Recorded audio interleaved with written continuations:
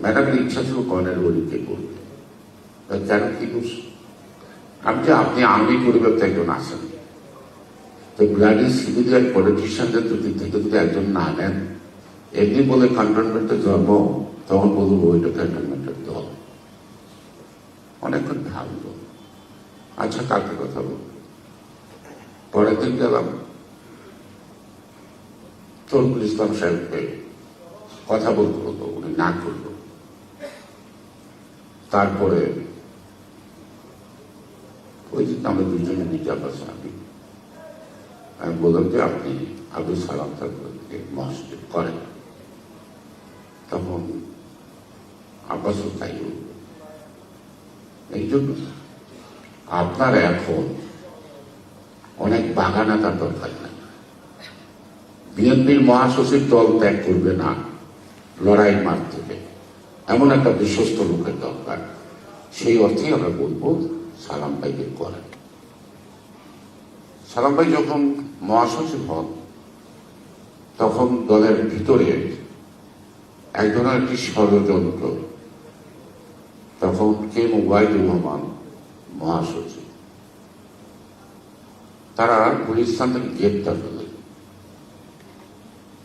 তার সাথে গ্রেপ্তার হলেন স্পিকার মির্জা গোলাম হাফিজ, অনেকেই গ্রেপ্তার হলেন, কিন্তু জেলগেট পর্যন্ত কেউ গেলেন না। তারা উঠলেন পিজি হসপিটাল। এটা একটা ভাবনার ব্যাপার। গ্রেপ্তার হলেন, জেলে গেলেন না। কয়জন জেলে গেলেন? কর্নেল অলি, কর্নেল আকবর। এটা আমাদের সারা রাত্রি ভাবিয়ে তুলল। পিজি হসপিটালের ওই রুমে রাতভোর ঢাকা শহরের বিএনপির কিছু নেতাকে নিয়ে কিছু বৈঠক চলছিল। হঠাৎ পরে দিন তারা মুক্তি পেলেন। মুক্তি পাওয়ার পর তারা, ম্যাডাম তখন অন্তরী বাসা, এর সাথে একটা কাজ করছে। ম্যাডামকে অনেকবার গ্রেপ্তার করছে, কিন্তু জেলখানায় নেয় নাই। হাসিনাকে গ্রেপ্তার করছে, কিন্তু জেলখানায় নেয় নাই, বাড়িতে রেখেছে অন্তরীণ অবস্থা। তখন ওবায়দুর রহমানের নেতৃত্বে আমাদের প্রিয় নেত্রী বেগম খালেদা জিয়ার সাথে দেখা করতে যাব। মির্জা গোলাম হাফিজের বাড়িতে মিটিং। সালাম ভাই আমাকে টেলিফোনে বলল, মির্জা সাহেবের বাসায় তো যাও। কেন? দেখো তো আটক করে কি হয় আসছে। উনি কিন্তু এরকম খুব ধরনের হিউমার করে কথা বলতেন। মতিয়া চৌধুরী ওনার মাথার টাক নিয়ে একটা কথা বলছিল, আমি এখন উচ্চারণ করবো না, কারো মনে না থাকলে। তিনি একটা চোখসূত্র দিয়েছিলেন খুব হিউমার করে, মতিয়া চৌধুরী। উনি সবসময় জোরে কথা বলতেন, আস্তে আস্তে কথা বলতেন, কিন্তু কথার ওজনটা অনেক ভারী ছিল। শেষ পর্যন্ত এটা ধরা হলো। ম্যাডাম বেরিয়ে আসলো, কে মহোদয়ের নেতৃত্বে যারা যাওয়ার কথা ছিল ম্যাডামের বাসায়, তারা যেতে পারেনি আমাদের আপত্তির কারণ। বেরিয়ে আসার কয়েকদিনের মধ্যেই ম্যাডাম সকল ষড়যন্ত্রের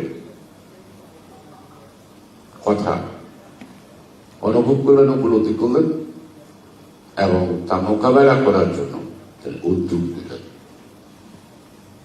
তখন কে ওবায়দুর রহমান, আবুল হাসান, জামাল উদ্দিন, আবুল কাশেম, যদি আপনাদের মনে পড়ে, তারা দল থেকে বহিষ্কৃত। এই বাঘা বাঘা নেতাদের বহিষ্কৃত, তার গায়েটা আমার উপরে অনেকে ছাপাতে চেষ্টা করছে, কিন্তু আমার দরকার কি কে ওবায়দুর রহমানের বিতাড়িত করা? আমি যাহা করে যাচ্ছি, নেত্রী যাহা বলিয়াছে তাহা আমি সবাই উপস্থাপন করছি। মাত্র শূন্যতা দেখা দিল মহাসচিবকে। তো কয়েকদিন পার হয়ে গেল, মহাসচিব হচ্ছে না। একদিন একা পেয়ে ম্যাডামকে জিজ্ঞেস করলাম, আপনি মহাসচিব কাকে করবেন বলছেন না তো? উনি একটু হেসে বলল, কাকে মহাসচিব তাও কি তোমাকে জিজ্ঞেস করতে হবে? অর্থাৎ এটা আমি শোনার অধিকার রাখি না, মানে মাইনা। আমি বললাম, যুদ্ধ করলাম আমরা, সেনাপতি কে হবে সেটা বুঝি জানতে পারবো না? এমন সময় আব্বাস ঢুকলো, ঢোকার পরে আচ্ছা বলো। আমি বললাম যে আপনি কোন আর্মি রিটায়ার্ড পার্সনকে পার্টির মহাসচিব করবেন না। ম্যাডামের ইচ্ছা ছিল কর্নেল গরিকে করবে, কেন কি করছে? আমি যে আপনি আর্মি পরিবারতে একজন আসেন, তো ব্লাডি সিভিলিয়ান পলিটিশিয়ানদের দিক থেকে যদি একজন না নেন, এমনি বলে ক্যান্টনমেন্টের জন্ম, তখন বলবো ওইটা ক্যান্টনমেন্টের দল। অনেকক্ষণ ভাবলো, আচ্ছা কালকে কথা বলবো। পরের দিন গেলাম তরকুল ইসলাম সাহেবকে, কথা বলতে হতো, উনি না করলো। তারপরে ওই যে আমরা দুজনে নিজাম আছেন, আমি বললাম যে আপনি আব্দুল সালাম সাহেবকে মহাসচিব করেন। তখন আব্বাসও তাই এই জন্য আপনার এখন অনেক বাগানাতার দরকার নাই। বিএনপির মহাসচিব দল ত্যাগ করবে না লড়াইয়ের মাঠ থেকে, এমন একটা বিশ্বস্ত লোকের দরকার। সেই অর্থেই আমরা বলবো সালাম ভাইকে করেন। ম্যাডাম না হাত চোখ করল, সালাম ভাইয়ের চেম্বারে গেলাম, ওই একই কথা কয়ে গেল, সালাম ভাই পার্টির মহাসচিব হবেন। ওই ম্যাডাম যখন বলছিল যে তোমাকে বলতে হবে, ও সালাম ভাই একভাবেই বললো, আমি মহাসচিবের দায়িত্ব নিব কি নিব না, এটা কি তোমাকেও বলতে হবে? আমাকে এখন আবালক মনে করেন কেন? আমি বলুন ওনার সাথে বেশি কথা বলতাম। আচ্ছা ঠিক আছে, আপনি চাইতে পারবেন না, বলতে পারবেন না, সবকিছুই ঠিক।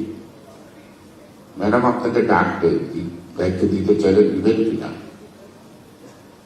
ভেবে দেখবো, আমার কিছু শর্ত আছে। আমি যে আপনার শর্ত আছে এমন শর্ত দিয়েন না যেটা ম্যাডাম সেই শর্তটা পূরণ করতে পারবে না, বুঝে শুনে দিয়ে। আমি বলতে বলতে টেলিফোন আইসা করছে, ওনার অফিসে ম্যাডাম টেলিফোন করছে, বলো আপনি কি সন্ধ্যায় ফিরে আছেন? বলে হ্যাঁ, মেয়েটা স্কুলে যাবে, গাড়িটা ফেরত আসলে চলে আসতে পারবো একটু সন্ধ্যায় এসে। তা আমি হাসতে বললাম, সালাম ভাই নাবালক মিলে উড়িয়ে দিলেন, কালকা থেকে আপনি মহাসচিব হবেন, চান ঠিক হয়ে গেল। এটা একটা ঘটনা একটা বড় কাছে দুঃখজনক হলো, যখন আন্দোলনটা উনি পরিচালনা করছেন সঠিকভাবে, দলের মধ্যে বিভিন্ন মেরুকরণ থাকে, নানা পথের লোক থাকে, ওই যানটা খায় তার প্লেটটা ভেঙে যায়, এমন লোকও থাকে, এখনো আছে। আসলে কিছুদিন পর একটা ঘটনা, আমি তো শর্ট করছি, সালাম গান্ধী আপনারা সবাই চিনেন, কিন্তু মনে এই আড়ালে যে কত কথা আছে সেগুলো জানার দরকার রাজনীতি জন্য। হঠাৎ দেখলাম আপনাদের সালাউদ্দিন সাইদ এরা ঢাকা মহানগরী ওয়ার্ডের ছেলেদের নিয়ে, কর্মীদের নিয়ে, নেতাদের নিয়ে ম্যাডামের উনি একটা মিটিং করে, পাশে কিন্তু সালাম ভাই বসে থাকে, ওনারা ডাকে না, উনি তো আস্তে আস্তে ঘুরতেছে। 2 দিন দেখলাম, আমি দেখলাম আকাশে তুমি বিরাট ম্যাচ যে কোনো সময় সবসময় পড়বে। আমি পরের দিন সকালে তার চেম্বারে গেলাম, দেখলাম তার চিঠি লিখতেছে। চিঠিতে বাম পাশের বিষয়বস্তু লেখা আছে পদক্ষেপ। তা আমি আবার একটু মস্ত করে বললাম, সালাম ভাই খুব মনোযোগ চিঠি লিখতেছেন ভাবির কাছে, কয়েকটি মুহূর্তে পরে মাত্র নাস্তাতে বাড়ি থেকে এলাম, তার কাছে আবার চিঠি লিখতে, ওই যে হাতটা তুলছে মাস্টারের কাপটা টানছে, তাই না? তালুকদারি রাগ কারেন্ট করে দাঁড়ায় গেল, গায়ে হাত তুলো না, থাপড় তুলো না, কিন্তু চোখ রাঙানের চোখে, যেগুলো হয়তো কালো হয়ে যেত, কিন্তু আমি শক্ত দেখছি এটা ষড়যন্ত্রের মধ্যে পড়ে গেছে। আমি ঠান্ডা মাথায় বসে, আপনি কেন রাগ করছেন আমি অনুভব করি এখানে আসছি, উনি কিছু কথা বল, আমি বললাম যে এখানে কোনো ভুল বোঝাবুঝির ব্যাপার থাকতে পারে, আমাকে একটা দিন সময় দেয়, আজকের দিনটা, আজকে রাত্রিটা, যাও তুমি নটকা করবো। এইভাবে উনি মাঝে মাঝে বলতেন নটকা, প্রদত্তদার লোক বোধ এইভাবে বলে। আমি সন্ধ্যাবেলা গেলাম, দেখলাম যে সালাউদ্দিন কিছু লোক নিয়ে দাঁড়ায় আছে, আমি সালাউদ্দিনকে পরে আসি, বললাম ম্যাডাম আপনি 3 দিন ধরে মিটিং করছেন, এত সময় পেলেন না, আদৌ অন্য কাজ নাই, দেখো না টাকাটা কিভাবে বৃদ্ধি হয়ে গেছে। তো ভালো কথা, যে পাশের বলতে আপনার মহাশিশুর 2 দিন ধরে বসা থাকে, তাকে ডাক্তার আপনার অসুবিধা কয় মহাশিশুকে বসা আছে, হ্যাঁ ডাক্তার। আমি গেলাম, আমি গিয়ে বললাম সালাম ভাই, ম্যাডাম আপনাকে সালাম জানাইছে, সত্যি বলছো তো না মস্করা করছো? আমি বললাম তো আপনার বাইরে তোমার তুলা হয় না, কেন মস্করা করো? হাতের মধ্যে ধরে ডাইনার ভিতরে নিয়ে গেলাম। উনি বসলেন, খুব শান্তশিষ্ট হলেন, খালি বললেন বেগম সাহেব আমার কিছু ঠিক ডাকছেন। বলেন না আপনি যে 2 দিন ধরে এখানে বসে থাকেন, আমি তো জানি না, কেউ তো আমাকে বলে নাই, দেখেন তো বলে কি আপনাদের নিয়ে কথা বলেন, এই সামান্য। এবং ম্যাডাম কিন্তু অত্যন্ত কৌশলে এমন উত্তর দিলেন যে সালাম ভাই আর পাল্টা উত্তর দেওয়ার সুযোগ দিতে পারলো না। জান আপনি বসে না বললো একটু, জানেন বলে কাজ কর্ম করেন না, দেখি যে না সালাম ভাই তো, অর্থাৎ এই যে দলের মধ্যে যে কতগুলো ষড়যন্ত্র, সবসময় যে কিছু ছাড় পোকা বাস করে, কিছু চাটুকার বাস করে, এই চাটুকাররা নেতাদের মধ্যে দ্বন্দ্ব সৃষ্টি করে। আমার বলতে কোনো দ্বিধা নাই এটা, কারণ দীর্ঘ 64 বছর রাজনীতি অবস্থাল থেকে, কিশোরকাল থেকে আজকের এই জায়গায় আসছে, অনেক ষড়যন্ত্র দেখছি। এবং সেই ষড়যন্ত্র কোনোদিন ষড়যন্ত্র করি নাই, কিন্তু ষড়যন্ত্র দেখে ষড়যন্ত্র মোকাবেলা করতে শিখেছে, এবং আপনারাও এই ষড়যন্ত্র মোকাবেলা করেছেন। আর কিন্তু 111-এর কথা কন, এরশাদ বিরোধী আন্দোলনের কথা কন, যাদেরকে ঘৃণা করতেন, যাদের জুতো মারছেন, যাদের ঢিলা মারছেন, তারাকে আপনাদের আশেপাশে রাজকীয় পোশাকে ঘোরাঘুরি করতেছেন।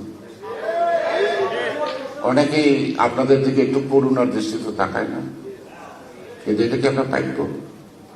এটা আমরা পাইব না। ষড়যন্ত্র থাকবে, রাষ্ট্র আছে, ষড়যন্ত্রের ইতিহাস 6000 বছর আগে থেকে সে পাওয়া যায়। আমরা যদি রাম রাবণের যুদ্ধ বলে, এটা একটা ষড়যন্ত্র, ভারতের দামিনীদের সাথে আর্যদের যে যুদ্ধ, তাও 16,000 বছর আগে। যেখানে রাজা আছে, যে রাজত্ব আছে, যেখানে গণতন্ত্র আছে, যেখানে রাষ্ট্র আছে, যেখানে সরকার আছে, সেখানে ষড়যন্ত্র হবে না। সরকার কি একটা জলসাগর, যেখানে গান বাজনা হবে, নৃত্য হবে, ষড়যন্ত্র হবে না? ষড়যন্ত্র হবে। ষড়যন্ত্র চলছে, হয়তো দৃশ্যমান হচ্ছে না, ধীরে ধীরে শক্তি সঞ্চয় করছে। এটাকে মোকাবেলা করতে হলে যারা সরকারে আছে থাকুক, তারা রাষ্ট্র পরিচালনা করুক, তারা প্রধানমন্ত্রীকে সঠিকভাবে সহযোগিতা করুক, আখের পিছনের কথা চিন্তা না করুক। আর আমরা যারা রাস্তায় ছিলাম, আমাদের যেহেতু রাস্তায় মানায়, আমরা রাস্তায় থাকি। আমরা যদি রাজপথ নিরাপদ না করতে পারি, তাহলে কিন্তু ক্ষমতার প্রাসাদ নিরাপদ হবে না। এখন যারা মন্ত্রী হয়েছেন বা মাননীয় প্রধানমন্ত্রী যাদের নিয়ে কাজ করতেছেন, তাই কাজ করতে চান, কিন্তু রাগ বা গুসা বা অভিমান করে আমার দলের বিরুদ্ধে ষড়যন্ত্র হবে, আমি যদি সজাগ না থাকি, আমি যদি রাজপথ মোকাবেলা না করি, তাহলে যারা মন্ত্রী আছে তারা যাবে, তা তো না, আমরা আগে যাব। কারণ 2001 সালের সরকারের মন্ত্রীরা কিন্তু জানা গেছে, তার চেয়ে বেশি গেছে কোথায়? খালেদা জিয়াকে রাজনীতি থেকে বিতাড়িত করতে, 111।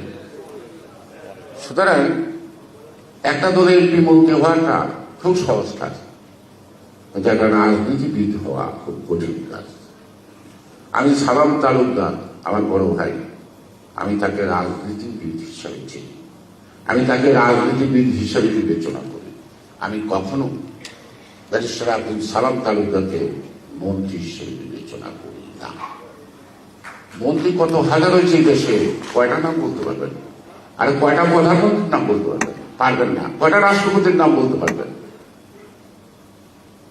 পারবেন না, ভুলে গেছেন। একটা রাষ্ট্রপতির নাম মনে আছে, শহীদ রাষ্ট্রপতি জিয়া হল। একটা প্রধানমন্ত্রীর নাম মনে আছে, বেগম খালেদা জিয়া। এর আগে অনেক প্রধানমন্ত্রী হয়েছে, কিন্তু বেগম খালেদা জিয়া একজন প্রধানমন্ত্রী হিসেবে পৃথিবী থেকে বিদায় নিয়ে যায় না। একজন শ্রেষ্ঠ রাজনীতিবিদ হিসেবে সকলের হৃদয়ের ভালোবাসা এবং দোয়া নিয়ে আল্লাহ তাআলা তাকে যথাযথ মর্যাদার সাথে পৃথিবীতে দিয়েছে। যত কষ্ট দিচ্ছে তার চেয়ে সম্মান কিন্তু শেষ সময় আল্লাহ তাআলা তার দিয়েছে। তো আমরা সেই পথে থাকি, সঠিক পথে থাকি।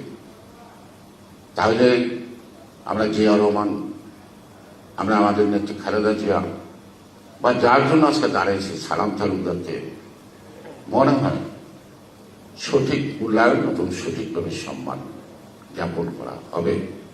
শুধুমাত্র আমরা এই মাঝে মাঝে একটা আনুষ্ঠানিকতার মধ্যে দিয়ে সালাম তালুকদারকে স্মরণ করলেই তার প্রতি শ্রদ্ধা পায় না।